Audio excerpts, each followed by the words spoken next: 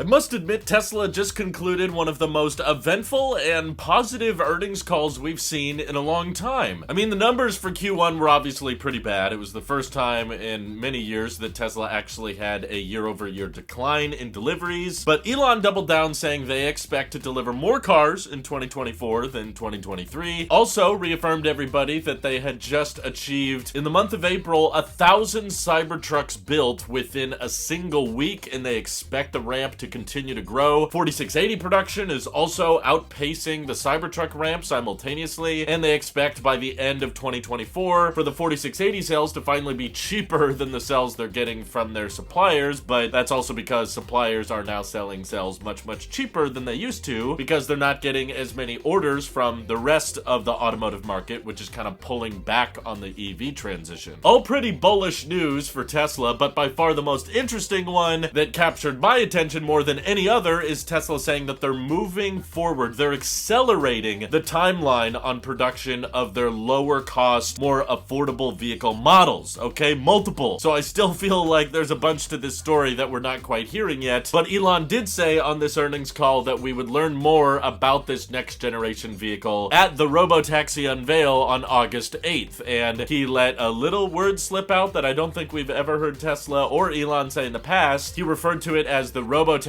or Cybercab unveil. That gets me really pumped. That gets me really excited because, for one, if we're supposed to learn more about their more affordable vehicle options, that they now say they're planning on starting production in early 2025, so about a year from now, whereas before they said, yeah, maybe late in 2025, but now they're saying, nope, we're going to move that up. We're not going to make it as radical of a cost-cutting vehicle as before. We're going to be able to recycle and reuse a lot of our existing assembly lines and build this more affordable vehicle with existing factories. So Tesla's claiming that they're not going to need to build out new factories or new assembly lines in order to start production on this lower cost, more affordable vehicle. So it may not have as great a margins as they were initially hoping, and they wouldn't commit to a firm price. In fact, anytime on this earnings call, if someone asked them about the $25,000 Tesla, they immediately got very quiet and shifted in other directions. So I just want to remind everybody that while Tesla is probably working on accelerating their cheaper car options, don't expect it to launch at $25,000. I don't think they want to commit to that. And as we've all seen over time, Tesla pricing fluctuates heavily. They're constantly moving prices up and down, sometimes $5,000, sometimes $10,000, up or down in any direction. It all just depends on demand and supply. So I don't personally think there's going to be a $25,000 brand new Tesla that launches in early 2025, simply because there's probably not going to be the production capacity to catch up for it. But there might be a vehicle that starts closer to $35,000 that also maybe qualifies for the federal tax credit, and perhaps that gets it in the slightly below $30,000 range, and then as production ramps up for whatever this next gen vehicle is going to be, that allows them to get the price lower. So that's exciting in one regard, but also the Cybercab terminology implies that there's another vehicle in the lineup that's going to be adopting this cyber-esque design, and y'all know how I feel about this freaking Cybertruck, okay? I'm not the kind of guy who can afford one, but I freaking love this thing. Immediately as soon as I started driving it, steer-by-wire was amazing. It felt super comfortable to drive around in, and I love the rigid steel exterior. I love radical designs, especially ones that kind of turn heads and change the way our roads look. So the idea that Tesla's working on a cheaper car that's probably much smaller and much more of a commuter vehicle than the Cybertruck is, but could hopefully still replicate and carry out that Cybertruck aesthetic, maybe with kind of a stainless steel exterior so they don't have a paint shop to worry about. Yeah, that gets me pretty pumped. I get excited about that. I've seen some concept artwork that gets me somewhat excited. I'm sure Tesla wants to find a way to make sure that this won't cannibalize existing vehicles. That's probably why Tesla gets so quiet about it whenever people ask. Like, on the earnings call, they were like, wait a minute, if you're recycling existing assembly lines, are you just talking about a cheaper variant of the Model 3 or Y? Or is this a brand new model? As soon as people ask questions like that, everybody goes, yeah, we're not talking about that today. We'll talk more about that on August 8th. To me, that's a sign that they want to avoid any form of Osborning, because they do probably have a pretty exciting, pretty interesting design on their hands. And after today's call, I actually feel like there's a pretty good indication that the Robotaxi vehicle and the more affordable vehicle are going to be somewhat similar in design, and one will simply have a steering wheel and pedals and one will not. But knowing that Tesla wants to double down on this cheaper vehicle, which goes completely against what a lot of the journalists were telling us, both from Reuters and Electrek. Right now, those guys are trying to spin everything and act like, no, I mean, we were technically right because Tesla's not completely doing the unboxed process and it's not going to use as many cost-cutting measures as they originally thought. I'm just like, you might have just got some bad information, or maybe your sources are misinterpreting things going on at the company. But after today's earnings call, I feel a lot better about the future of the company because on one hand, Tesla feels very bullish and excited about robotaxis, claiming that version 12.4 and 12.5 could arguably be called version 13 and version 14. But I'm somewhat like, how many times are we gonna say that, oh, the next version is amazing and changes everything? But still, even with my skepticism and doubts surrounding robotaxi, seeing that Tesla's developing the app and making sure the UI is pretty simple and intuitive, showcasing that how if you hail a Tesla robotaxi, you can like set the temperature inside the car and decide what music is playing. Like, I didn't even think about that. You could technically do that because the driver's not in the car, so you get to decide how you want the climate to be. That's kind of cool. Showing what the occupancy would be, seeing this whole cyber UI, to me shows that Tesla does truly believe they're getting very close, and Tesla showcasing how much money they're pouring into their compute power to make sure that they can train all of the footage being sent back to them from the people who are driving around with FSD currently. They kept doubling down on this earnings call,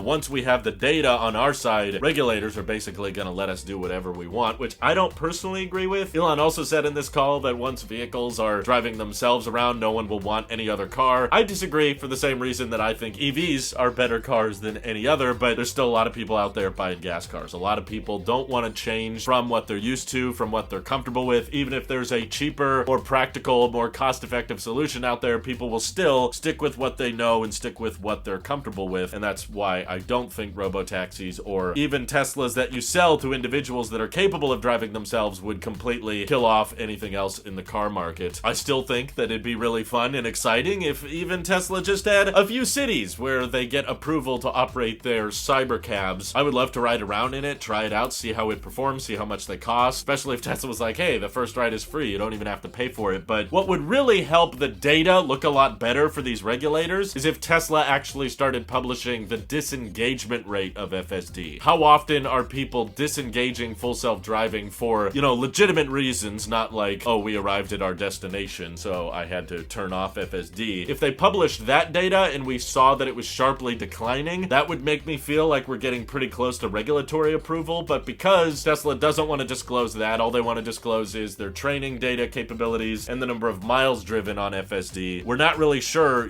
how successful the service is. Elon feels confident in it. He keeps telling everybody, you have to try it out, it's mind-blowing. And I keep trying it out, and I still keep having to intervene from time to time. I still keep finding edge cases where I'm like, okay, you couldn't navigate this parking lot. Okay, you're still not taking this turn the right way. Definitely, there's a lot of times I disengage where I'm just uncomfortable, but I don't know if I would feel more comfortable if there was no steering wheel or pedals and the people around me were honking at the car that I have no control over. Definitely doesn't seem like regulators would be okay with some of the mistakes that FSD is making pretty regularly for me, but again, Elon is probably running some newer version that performs better than my version, but how do we know we're not gonna hit another local maximum again? I could talk about this all day. You've probably heard me complain about the whole robotaxi promise, but just seeing Tesla double down on the fact that they want to continue selling better and better cars, like the just recently announced Model 3 Performance, and that they're comfortable lowering the price of their existing vehicles while simultaneously improving them with their features and performance and capabilities, and that Tesla wants to accelerate the timeline on their cheaper vehicles, to me makes me feel like, okay, whether you believe in the robotaxi thing or not, Tesla's gonna be okay, alright? Like, they still got decent margins, they've still got a lot of cash in the bank, and they're definitely fully convinced that this robotaxi future is gonna be a thing, but even if it doesn't, I don't think we're at risk of the whole company going under. It's not like all of the money that's being spent is gonna result in them having no cash left over. They still have well over $25 billion